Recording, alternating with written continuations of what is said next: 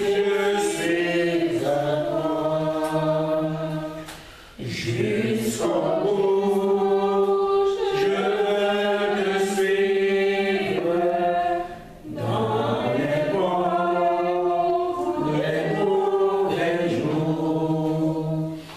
À toi, oui, libre, à toi,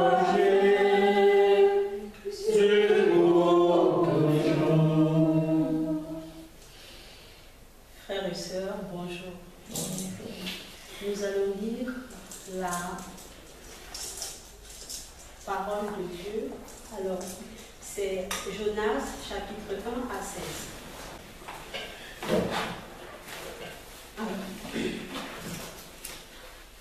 La parole de l'Éternel fut adressée à Jonas, fils d'Amittai, en ces mots. Lève-toi, va à Ninive, la grande ville, et crie contre elle, car sa méchanceté est montée jusqu'à moi.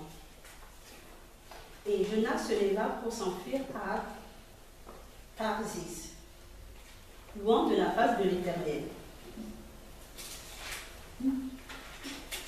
Il descendit à Jaffo et il trouva un navire qui alla à Tarsis. Il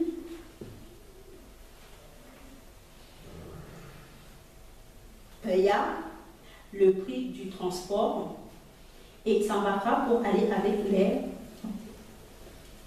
passagers à Tarsis, loin de la face de l'Éternel. Mais l'Éternel fit souffler sur la mer un vent impétueux, et il se leva sur la mer une grande tempête. Le navire menaça de faire naufrage. Les mariniers eurent peur. Ils implorèrent chacun leur Dieu. Et ils jetèrent dans la mer les objets qui étaient sur le navire afin de le rendre plus léger. Jonas descendit au fond du navire, se coucha et s'endormit profondément.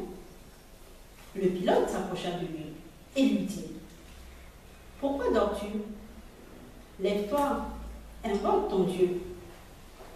Peut-être voudra-t-il penser à nous et nous périrons avec lui.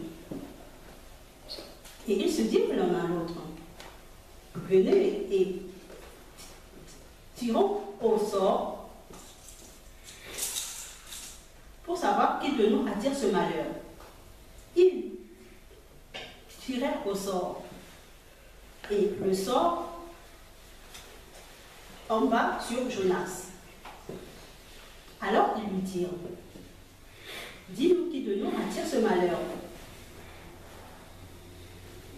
Quelles sont tes affaires et d'où viens-tu? Quel est ton pays et de quel peuple es-tu? Il leur répondit: je suis hébreu et je crains l'Éternel, le Dieu des cieux, qui a fait la mer et la terre.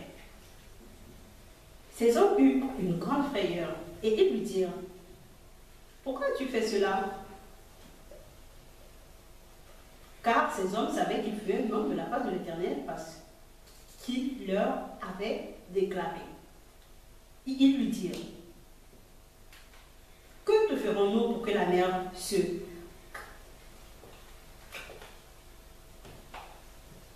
calme envers nous? Car la mer était de plus en plus orageuse. Il leur répondit: prenez-moi et jetez-moi dans la mer, et la mer se calmera envers vous, car je sais que c'est moi qui attire sur vous cette grande tempête. Ces hommes ramaient pour gagner la terre, mais ils ne le purent.